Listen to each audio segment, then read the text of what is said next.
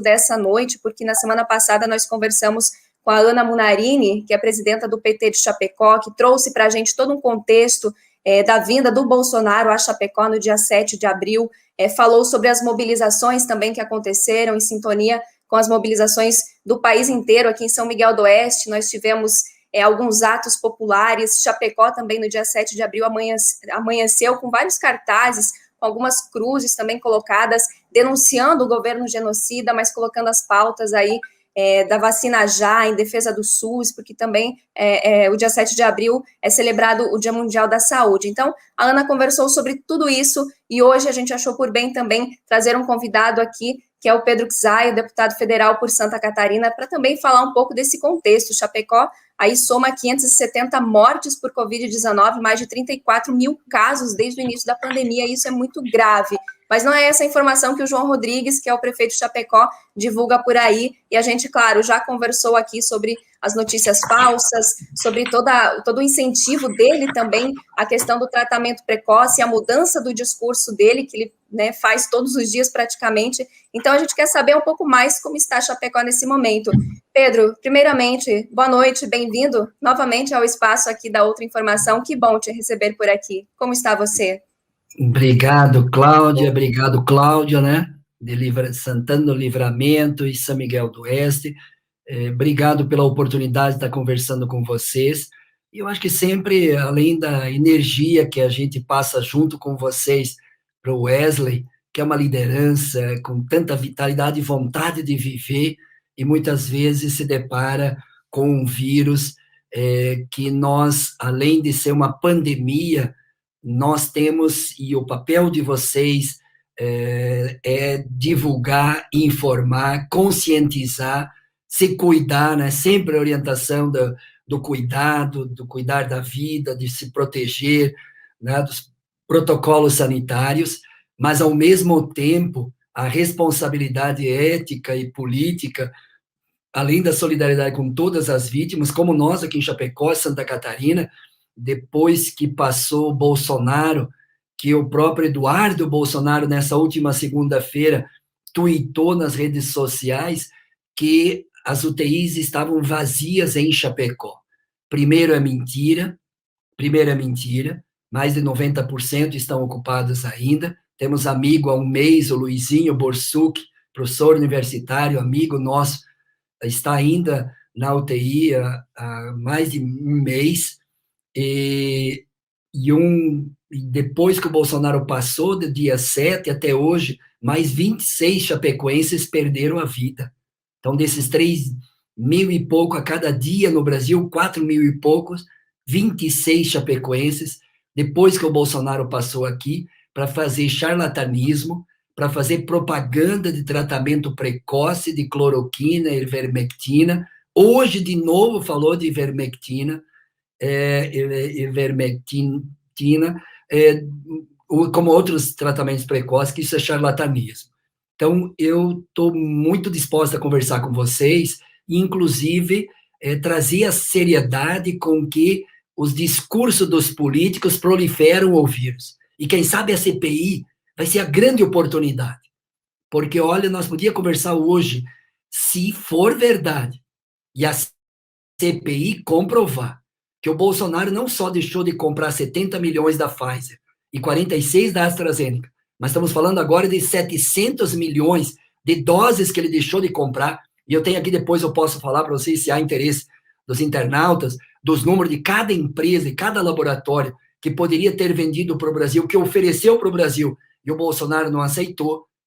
Quem sabe a primeira resposta a essa indagação, Cláudia, as duas Cláudias, colegas, companheiras aqui, é o Luiz Fernando, o jornalista, que no último sábado perdeu o pai no sábado, perdeu a mãe no sábado e perdeu o irmão de 39 anos no sábado.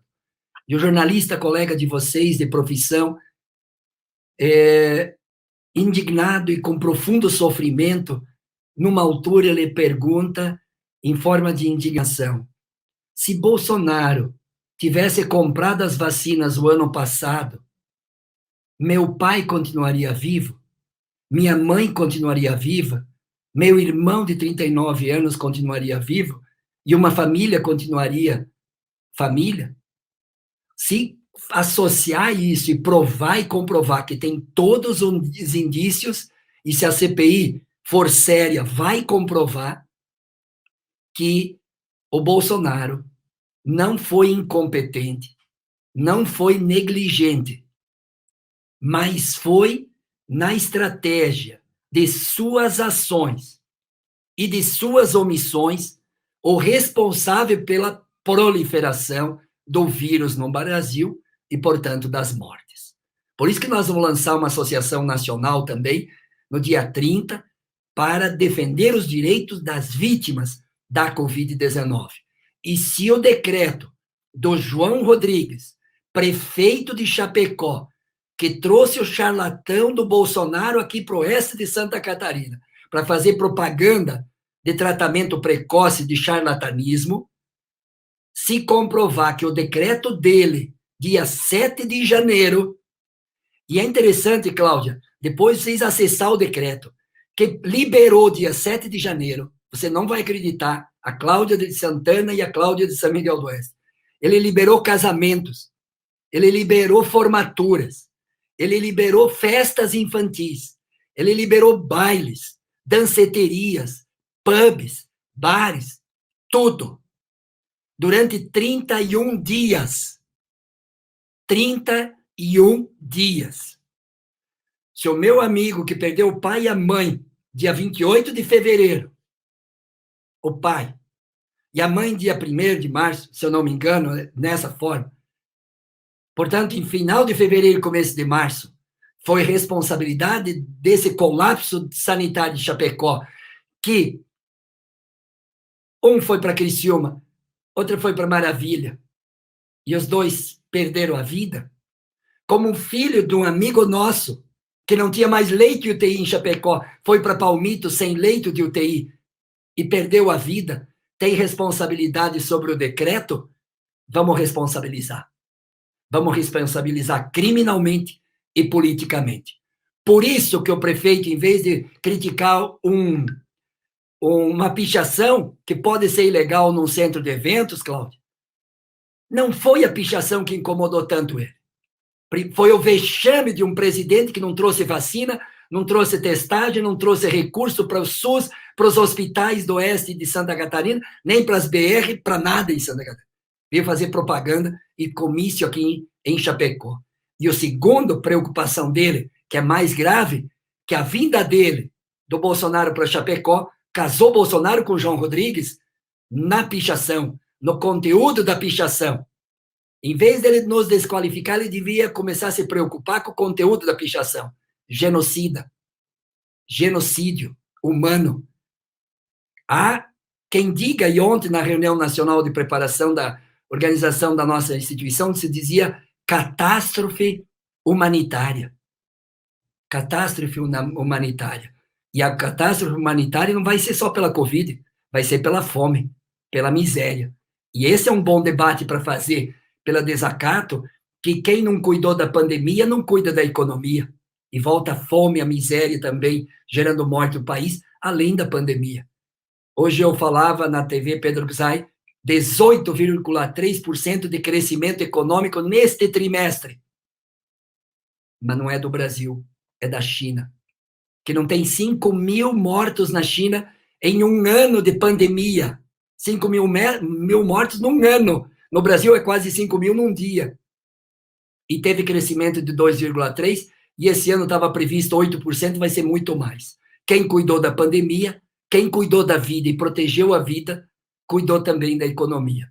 O Brasil de Bolsonaro desmontou a economia, milhões de desemprego, e voltou o mapa da fome ao Brasil. E essa semana vi uma pesquisa mais de profunda preocupação.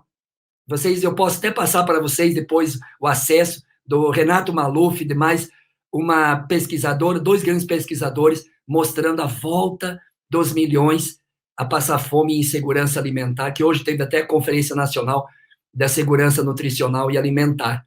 E, de outro lado, a pandemia, com tantas mortes, com tanta tragédia, com tanto sofrimento. Por isso, eu estou profundamente indignado com o jeito Bolsonaro de lidar com a pandemia e com a economia, e aqueles que reproduzem essa prática, como o Chapecó, de um prefeito aqui, que liberou durante 31 dias, depois fechou, depois foi atrás, depois, né, e começa a ter resultado depois que faz lockdown, faz testagem e tudo. Mas por quê? Mas ele que produziu o colapso.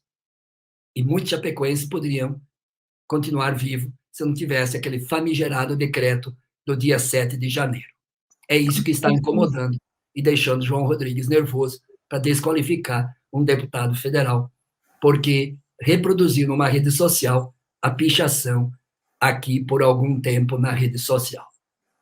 Pois é, Pedro, a gente acompanhou todas essas acusações ou essas perseguições também, essas falas do João Rodrigues durante a semana. Inclusive, a gente não vai reproduzir elas aqui, porque o João Rodrigues ele não merece, mas como ele ocupa um cargo público, ele é prefeito da cidade de Chapecó, ele tem responsabilidades e é sobre essa responsabilidade que a gente quer falar. Mas, Pedro, eu gostaria que você contextualizasse um pouco também de como vocês têm respondido a esses ataques do João Rodrigues, no sentido, assim, do que a sociedade precisa saber com relação a Chapecó, ou com relação à região, ou tudo que envolve esse contexto de pandemia, né? Então, quais são os dados que o João Rodrigues tanto quer esconder nessas notícias falsas que ele anda espalhando por aí? E também eu gostaria que você trouxesse um pouquinho dos elementos da CPI, né, para a nossa audiência, para quem não está acompanhando, para que as pessoas saibam a que pé está essa CPI. Muito bom, Cláudia. Então, aqui em Chapecó, o que o prefeito está escondendo? Números? Não. Vocês falaram vida humana. Vida humana, que muitos deles eu conheço, que convivi, que são amigos, que eram companheiros. Vida humana de chapecoenses que ele está escondendo. Se 123 chapecoenses até dezembro perderam a vida. E quantos estamos hoje? Mais de 560. Mais de 560, ou seja, 440 chapecoenses perderam a vida no período de João Rodrigues. E por isso que eu associo ao decreto, famigerado decreto, que produziu o colapso da saúde em Chapecó, que como os pais do Márcio foram morrer em Criciúma ou em Maravilha e não tiveram atendimento aqui, como de outros foram para outros lugares, ou mesmo aqui, perderam a vida. É isso que ele está escondendo. E ele precisou desviar o foco para dizer que o crime era uma pichação. Desviar o foco que quem estava divulgando na rede social uma pichação que era o responsável, o desqualificado, o incompetente. E eu mostrei nas rádios aqui que eu fui o deputado federal que mais recursos trouxe para a saúde nos hospitais de Santa Catarina, para os hospitais aqui de Chapecó, só para o Hospital Regional do Oeste, que é atendido todo o extremo oeste também, nosso grande oeste, mais de 100 municípios, 12 milhões e meio, e esse ano que passou, 4 milhões para a Covid, além do Hospital da Criança, que também atende o oeste aqui, mais meio milhão, e muitos outros recursos, com todas essas lutas ao longo da nossa história.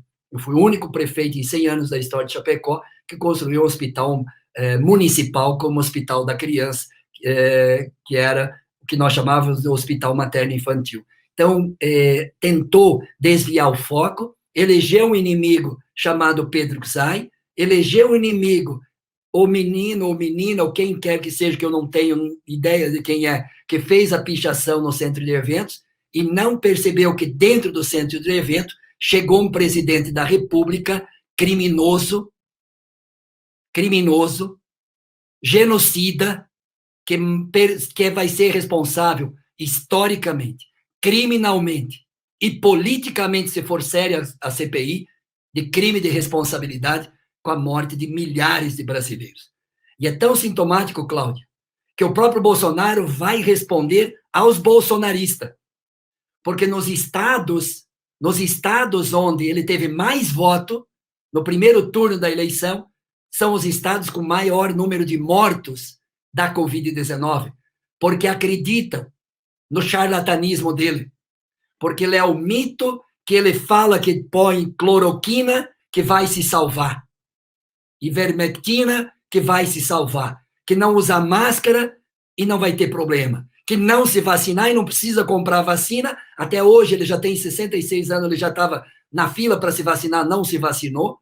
Portanto, prolifera o charlatanismo. E é mais grave, Cláudio, os bolsonaristas vão ser responsabilizados pelas mortes, porque eles aglomeram, porque eles, incentivados por Bolsonaro, proliferam o vírus nos estados onde tem maior número de mortos, é o maior número de bolsonaristas. Logo, são os responsáveis pelo maior número de mortos. É isso que é grave. É disso que eles esconderam e jogaram para o Estado, rede social, fizeram escambau contra o deputado federal Pedro Zay, que defende vacina já, auxílio emergencial de R$600, que mais recurso trouxe para a saúde, para o oeste de Santa Catarina, por causa de uma divulgação na rede social de uma pichação. É isso que está em jogo. Por isso, eu estou muito sereno. Quando veio as críticas, eu fui para a rádio tranquilo, fui desconstruindo, fui falando, porque nada melhor que um dia após o outro. E vai ficar para a história do Brasil a maior catástrofe sanitária não foi só por Bolsonaro, mas foi por bolsonaristas que reproduziram o discurso dele, a prática dele e o negacionismo à ciência. E se tem médico charlatão no Brasil que não defendeu e não cuidou, também deve ser responsabilizado. Se tem pastor que diz que não precisa usar máscara, não precisa de vacina, não precisa de isolamento, como aquele borracheiro lá que eu fui consertar o pneu. Ele diz, eu escutei o pastor dizendo que não temos que tomar vacina porque vem lá da China e tem vírus comunista, eu não vou tomar vacina. Aí eu disse para ele, meu senhor, eu sou cristão, fiz 4 anos de teologia, se tu falar em religião e não tomar vacina, então aprenda uma coisa, eu acho que Deus é chinês, não deve ser brasileiro. Deus deve estar longe do Bolsonaro, porque na China deu 5 mil mortos de 1 bilhão e 300 milhões de pessoas, e aqui nós já estamos com 360 e poucas mil, naquele momento era 340 mil.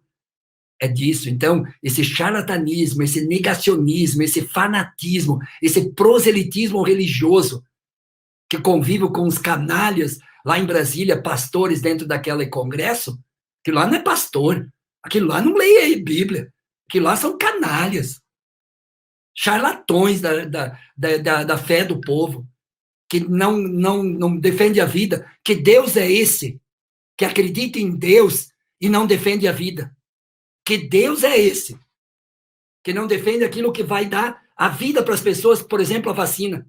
Entre cloroquina e vacina, o que nós temos mais segurança? No mundo. No mundo. Então, que Deus é esse que legitima a morte? Meus 4 anos de teologia, não tem nada desse Deus. Deus defende a vida e a vida em abundância. Ou nós não lemos na Bíblia isso? Deus não ensinou a distribuir pães e peixes para todo mundo, para não ter fome, para não morrer de fome? Não mostrou que dá para distribuir os impostos para todo mundo viver? Não incentivou Deus do Êxodo para lutar pela libertação da escravidão, para defender as mulheres vítimas da violência machista da época? E vai lá, levante, e ande, vá em frente, defenda teus direitos. Esse é o Jesus de Nazaré, da justiça, da igualdade entre homens e mulheres, da solidariedade, da vida e vida em abundância, não do negacionismo. E, portanto, esses charlatões de religião que distribuem discurso fanático de bolsonarismo, de Bolsonaro, vão ser responsabilizados também pela história, e também pela religião, e também, quem sabe, por Deus. Aí não sou eu que vou julgar e não julgo ninguém, mas vai ter a cobrança histórica, sim, e muita gente vai se ajoelhar e vai pedir perdão pelo charlatanismo de reproduzir a morte. Isso não é coisa de Deus. Eu chamaria, se não é coisa de Deus, então deve ser coisa do capeta. E eu acho que o Bolsonaro está mais perto do capeta do que de Deus, porque quem está mais perto e proliferando a morte não tem relação com Deus, não. Com certeza. Pedro, a gente gostaria que você falasse um pouquinho sobre a criação da Associação Nacional em Apoio e Defesa dos Direitos das Vítimas da Covid-19, né? Você começou a conversa mencionando isso, e a gente também está um pouco curiosas aqui para saber o que é e qual é a sua importância também para a sociedade nesse momento de pandemia, essa associação. Olha, Cláudia e Cláudia, né, e todos que nos acompanham aqui, essa associação nacional que está escrito assim, de apoio e defesa dos direitos das vítimas da Covid. Então, todas as vítimas da Covid são os principais protagonistas desta associação. Dos familiares que tiveram vítimas fatais, são os principais protagonistas desta associação. Mas nós queremos também trazer médicos, enfermeiras, jornalistas, advogados, para reparar os direitos judiciais, que tem muita injustiça, muito erro nesse processo todo e precisa produzir as provas, reparação judicial, reparação social, reparação histórica e também assistência jurídica, assistência psicológica, assistência social, solidariedade, mas também produzir provas da responsabilidade. Essa associação não é uma associação neutra. Tá? Eu posso até mandar uma entrevista que vocês podem reproduzir do Eugênio Aragão, ex-ministro da Justiça. E ele mostra e demonstra a importância de uma associação nacional. Inclusive, produzir provas decente, sem ideologia, sem política, provas, tá? Para subsidiar a CPI do Senado. Provas, para ver quem é responsável. Você podia ter evitado grande parte desses brasileiros que perderam a vida. Se é possível provar, nós vamos contribuir com isso também. Então, essa associação, todos que estão nos assistindo, têm familiares, vamos se inscrever, vamos ser sócios fundadores desta assembleia, dessa associação. Vai ser dia 30 agora de abril, 9 horas da manhã. Nós vamos divulgar nas redes sociais, em outro momento eu passo também para vocês de novo, para o Desacato, para o canal de vocês, para os programas de vocês, mas todas as famílias que têm sequelas, que foram vítimas da Covid, todas as famílias que perderam entes queridos, vamos se juntar, vamos se unir, vamos juntar a dor, vamos juntar a indignação, vamos juntar. Esse é o momento histórico da gente se juntar e se unir para que a gente defenda os direitos do nosso povo, proteja a vida de novos brasileiros, porque se a gente não fizer essa luta agora, outros brasileiros vão morrer. Quem sabe essa luta permite o governo mudar de posição. Prefeitos que defendem cloroquina, que o médico, o doutor do kit Covid morreu aos 46 anos de Covid. Tá? O aloprado do empresário, aí, o grande empresário, por que defendia tratamento precoce e não salvou a mãe dele? A mãe dele morreu de Covid. Pô, será que isso não ajuda?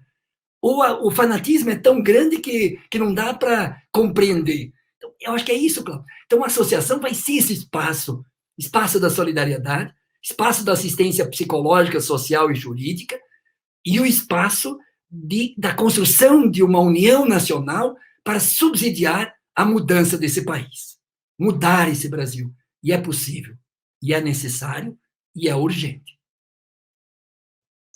Pedro, conte com a gente também para divulgação, então, dessas informações, porque o papel da mídia independente também é esse, né? A garantia de um direito humano fundamental, que é o direito à informação. Então, se vocês tiverem aí, esses dados todos podem repassar, que nós estaremos com certeza divulgando nas nossas redes.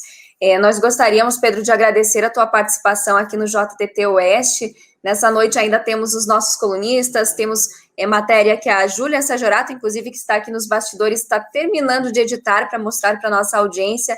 Então, sabemos que você também tem agenda, né, logo mais. Agradecemos uma consideração final tua também para as pessoas que estão aqui acompanhando e comentando também. Muito obrigado a essa oportunidade. E também, depois de formada a Associação Nacional, nós vamos organizar e mobilizar associações estaduais, nos 27 estados da federação, e nas principais cidades do país. Então, vocês vão ter oportunidade também de mobilizar as comunidades locais para organizar a sociedade civil, e a sociedade civil como protagonista, né, da dor, da solidariedade, mas também da esperança. Esperançar. Nós vamos construir um outro Brasil. de oportunidade para o povo brasileiro. Nós vamos construir um país que dê dignidade e a vida para o povo brasileiro. Nós não só criticamos, nós não só denunciamos. Nós denunciamos e criticamos porque nós sonhamos e acreditamos e temos a utopia que é possível construir um outro Brasil para todos os brasileiros. Muito obrigado a todos vocês. Saúde e paz. Se cuide e proteja a vida. Como diz o Arlan, que saiu 10 dias entubado da Covid, ele deu um depoimento hoje para nós. É muito bom viver. É muito bom viver. Então, vamos cuidar da vida. Saúde e paz. E o resto, a gente corre atrás.